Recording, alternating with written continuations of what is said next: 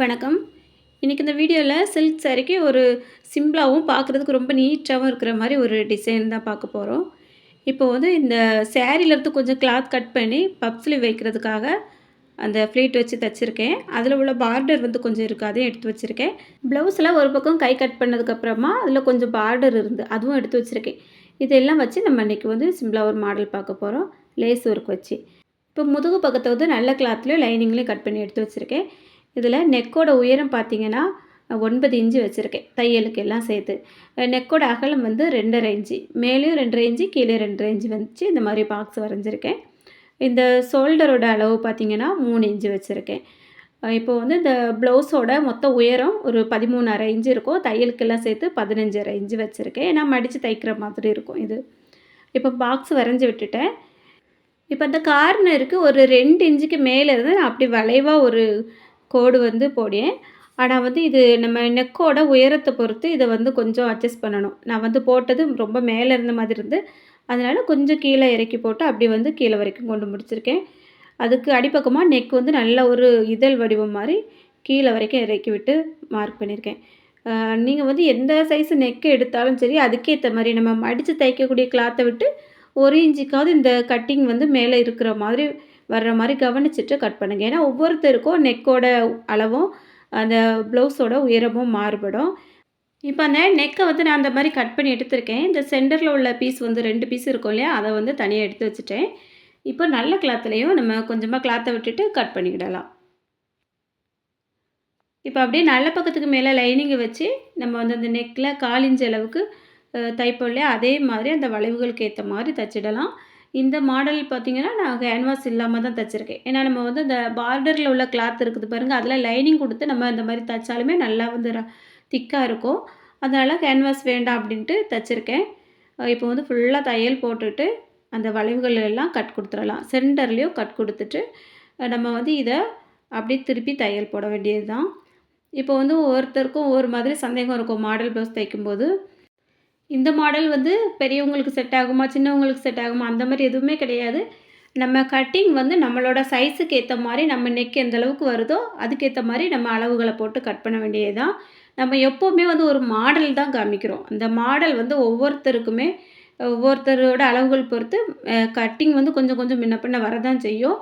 இது வந்து நம்ம இப்படி தான் தைக்கும் அப்படிங்கிறதுக்காக ஒரு சாம்பிள் தான். அதனால் வந்து நமக்கு தைக்க முடியுமா, முடியாது அப்படிங்கிறத பற்றி யாருமே கவலைப்பட வேண்டிய அவசியம் இல்லை. உங்களுக்கு அளவுகள் எது மாதிரி இருக்கோ அதுக்கேற்ற மாதிரி தைங்க. இப்போ வந்து நான் லைனிங்கில் அப்படியே சுற்றி ஜாயிண்ட் தையல் போட்டுட்டு எக்ஸ்ட்ரா இருக்கக்கூடிய கிளாத்தெல்லாம் கட் பண்ணி எடுத்துக்கிட போகிறேன். இப்போ பார்த்தீங்கன்னா நம்மகிட்ட ஃபுல்லாகவே பிங்க் கலர் ப்ளவுஸ் தான் அதிகமாக வந்துட்டுருக்கு. அந்த மாதிரி தான் ஃபுல்லாக ஜவுளி கடையிலையும் அந்த சாரீக்கெல்லாம் கொடுக்குறாங்க. எந்த கலர் வந்தாலும் பிங்க் கலர் ப்ளவுஸ் தான் வருது. அதனாலேயே நம்ம பிங்க் கலராகவே தான் தைச்சிட்ருக்கோம். ஒரே கலர்லேயே தைக்கிறீங்களா அப்படின்னு நினச்சிட்டு யாரும் கேட்டுறாதீங்க. இப்போ வந்து அந்த எக்ஸ்ட்ரா கிளாத்தெல்லாம் கட் பண்ணி எடுத்தாச்சு. கொஞ்சம் லைனிங் எடுத்து வச்சுருக்கேன்.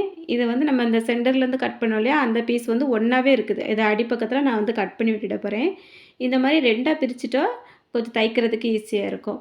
இப்போ 2 கிளாத்தை எடுத்து வச்சு இதை வந்து நான் இந்த மாதிரி வச்சுட்டு நம்ம அந்த கழுத்து கட் பண்ண இடத்துல சரியாக மார்க் பண்ணிடுவோம். அதை விட்டு நம்ம அந்த வெளிப்பக்கமாக வரக்கூடிய அந்த வளைவான பகுதி இருக்கு இல்லையா, அதில் வந்து ஒரு 3/4 இன்ச் அளவுக்கு இந்த மாதிரி சுற்றி மார்க் பண்ணியிருக்கேன். இப்போ இதை வந்து கட் பண்ணி எடுத்துடலாம்.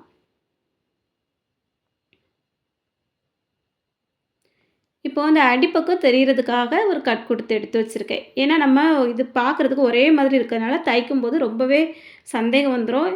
அதனால நான் அந்த அடிப்பக்கம் தெரிகிறதுக்காக கட் கொடுத்து எடுத்து வச்சுக்கிடுவேன்.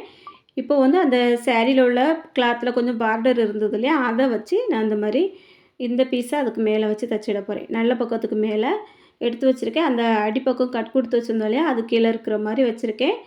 இப்போ நம்ம இந்த மாதிரி 2 பீஸுமே ஒரே டைமில் இதே போல் வச்சு ஜாயின் பண்ணணும்.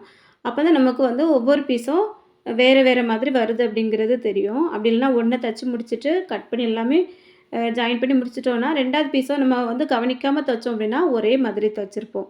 அதனால் எப்போவுமே இந்த மாதிரி சின்ன சின்ன பீஸ் எல்லாம் தைக்கும்போது 2 பக்கத்துக்கும் வர்ற மாதிரி வச்சுட்டு தைச்சி எடுங்க. அப்போ தான் நம்ம வந்து வைக்கிறது சரியாக வந்து முடியும். எப்போவுமே தைச்சதுக்கப்புறம் நம்ம வந்து பிரித்து தைக்கிற வேலை அதில் கொஞ்சம் மிச்சமாகும்.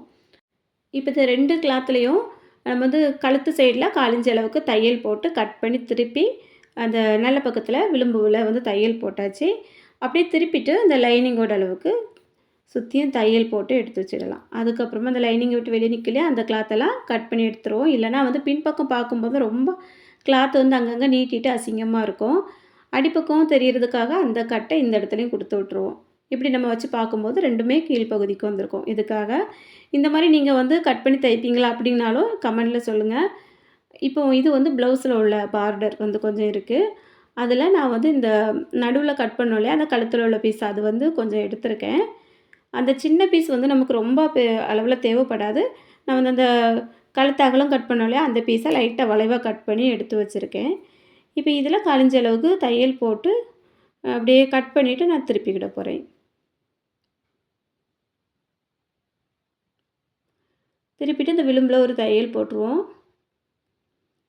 உள்பக்கமாகவோ லைனிங்கோட அளவுக்கு தையல் போட்டுட்டு இதை வந்து கொஞ்சம் கட் பண்ணி எடுத்து வச்சிடலாம். இப்போ அப்படியே மடிச்சுட்டு சென்டரில் ஒரு நேரே கோடு போட்டு விட்டுருவோம். அப்போ தான் நமக்கு அந்த தைக்கும்போது அளவுகள் வந்து சரியாக வச்சு தைக்க முடியும். இந்த மாதிரி தான் வரும். இனிமேல் இதில் வந்து நம்ம லேஸ் எல்லாம் வச்சு தைக்க போகிறோம். நான் வந்து பார்த்திங்கன்னா ஒரு 1/4 இன்ச் அளவில் இருக்கக்கூடிய காப்பர் கலர் லேஸ் வந்து எடுத்திருக்கேன். இந்த இடத்துல வந்து ஒரு கொஞ்சமாக ஒரு 1/4 இன்ச் அளவுக்கு கிளாத்தை விட்டுட்டு அதுக்கு அடிப்பகுதியில் தான் இந்த லேஸ் வந்து வச்சு தைச்சிருக்கேன். 2 தையல் போட்டாச்சு. மறுபடியும் ஒரு 1/2 இன்ச் அளவுக்கு இடம் விட்டுட்டு இன்னொரு லேயரில் அந்த லேஸ் வச்சு தைச்சிட போகிறேன். இப்போ கட் பண்ணி எடுத்துட்டு நம்ம இந்த 2 பீஸ் வந்து அந்த இலை வடிவத்தில் ரெடி பண்ணி வச்சுருக்கோம் இல்லையா, அதுலேயும் நம்ம அந்த நெக் முடிச்சிருந்தோம் பாருங்க, அந்த இடத்துல ஒரு கொஞ்சமாக கிளாத் விட்டுருக்கேன். உங்களுக்கு பார்த்தாலே தெரியும் ஒரு 1/4 இன்ச் அளவுக்கு இருக்கும். விட்டுட்டு நான் இந்த லேஸ் வந்து வச்சு தைச்சிருக்கேன். இதே போல் அந்த 2 பக்கத்துலேயும் வச்சு தைச்சி விடணும். இப்போ வந்து லேஸ் எந்த அளவுக்கு வைக்கிறீங்க அப்படிங்கிறது பிரச்சனை இல்லை. ஒவ்வொரு மாடலுக்கு தகுந்தவாறு அந்த லேஸோட சைஸ் வந்து நீங்கள் கவனித்து வைக்கணும். நான் வந்து இந்த மாதிரி டிசைன் எல்லாம் தைச்சேன்னா ரொம்ப சின்ன சைஸ் லேஸாக தான் வாங்குவேன். அப்போ தான் நம்ம வந்து வைக்கக்கூடிய அந்த நெக்கோட அந்த கட்டிங் எல்லாமே ரொம்ப தெளிவாக தெரியும். ரொம்ப பெரிய பெரிய லேஸாக வச்சோம் அப்படின்னா அந்த லேஸ் வைக்கிறதுலே நம்ம தைச்சிருக்க மாடல் வந்து அந்தளவுக்கு லுக்காக தெரியாது. அதனால இந்த மாதிரி கொஞ்சம் சின்ன சைஸ் லேஸ் தான் நான் வந்து வாங்கி வைப்பேன். உங்களுக்கு எந்த மாதிரி கொஞ்சம் பெரிய சைஸ் லேஸ் வச்சா தான் பிடிக்கும் அப்படின்னாலும் அதுக்கேற்ற மாதிரி வைங்க. இப்போ வந்து இந்த 2 பீஸையுமே நான் இந்த மாதிரி வச்சு ஒரு பின் போட்டு வச்சுருக்கேன். ஜாயின் பண்ணி எடுத்துக்கிட போகிறேன். இப்போ இந்த மாதிரி ஜாயின் பண்ணுற இடத்துலையும் 2 தையல் போட்டுருங்க. அப்போ தான் நம்ம வந்து அந்த முதுகுலலாம் நல்லா துணி வந்து டைட்டாக போடும்போது இந்த கட்டிங் எல்லாம் பிரியாமல் இருக்கும். அதனால இப்போ இந்த ப்ளவுஸில் அது சென்டர் பகுதியை லைட்டாக மார்க் பண்ணியிருக்கேன். இப்போ நம்ம அந்த கட் பண்ணி எடுத்து வச்ச பீஸ் இருந்ததுல இது முதல்ல கட் பண்ண பீஸு. அதை வந்து இந்த மாதிரி அந்த நடுப்பகுதியில் பார்டரில் தைச்சி வச்சுருக்கோம் பாருங்க, அந்த கிளாத்தில் இந்த மாதிரி எடுத்து வச்சுருக்கேன். தையலுக்கு இந்த பக்கமாக 1/4 இன்ச்சை விட்டுட்டு நம்ம வந்து மார்க் பண்ணணும். நம்ம 1/4 இன்ச்சு கழுத்து பகுதியில் தையல் போட்டிருக்கோம். அது இல்லாமல் இந்த முதுகு பக்கத்தில் 1/4 இன்ச்சு வந்து அந்த பெரிய பீஸில் தைச்சிருக்கோம் இல்லையா, அந்த 2யுமே கவனித்து அந்த பீஸ் வச்சு 2 பக்கமும் நம்ம 1/4 இன்ச் அளவுக்கு கிளாத்தை விட்டுட்டு இந்த மாதிரி மார்க் பண்ணிவிட்டு சென்டரில் ஒரு பின் போட்டு வச்சுட்டு அந்த மார்க்கிங் வந்து முடிகிற இடத்துல இருந்து தையல் போட்டோம் அப்படின்னா சரியான அளவு அப்படியே வந்துடும். இந்த மாதிரி நீங்கள் வந்து எப்போ எந்த மாடல் தைச்சாலும் இந்த சின்ன சின்ன பீஸ் எல்லாம் கவனமாக எடுத்து வச்சுட்டு அதில் வந்து எந்த அளவுக்கு தையலுக்கு கிளாத் விட்டுருக்கோம் அப்படிங்கிறத கவனமாக வச்சுட்டு தைச்சிங்க அப்படின்னா ஒரு பாயிண்ட் அளவு கூட அந்த ப்ளவுஸ் வந்து எங்கேயுமே விலகி போகாது. அதனால இந்த மாதிரி வந்து புதுசாக தைக்கிறவங்க ட்ரை பண்ணி பாருங்கள், ரொம்பவே யூஸ்ஃபுல்லாக இருக்கும். இப்போ வந்து இந்த முன்பக்கமும் நான் தைச்சி முடித்து வச்சுருந்தேன், அதையும் ஜாயிண்ட் பண்ணியாச்சு. இனி வந்து அந்த லெஃப்ட் சைடில் இருந்து அந்த லேஸ் தான் நான் வச்சு தைச்சி விட போகிறேன். இந்த இடத்துல வந்து க்ரீன் கலர் லேஸ் வச்சா இன்னுமே ரொம்ப லுக்காக இருந்திருக்கும். நான் வந்து இந்த காப்பர் கலரே வச்சுட்டேன். நீங்கள் வந்து கொஞ்சம் சாரியோட கலருக்கு மாற்றி வச்சிங்கன்னா இன்னும் பார்க்குறதுக்கு ரொம்ப நல்லாயிருக்கும்.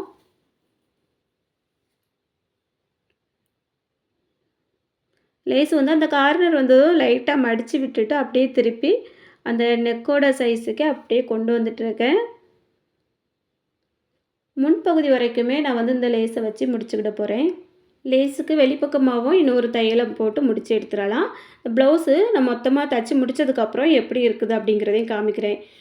இதுக்கு முந்தின வீடியோவில் பப் ஸ்லீவ் வச்சு ஒரு டிசைன் வந்து தைச்சிருந்தோம் இல்லையா, அதே மாடல் தான் இதுக்கு வச்சு தைச்சிருந்தேன்.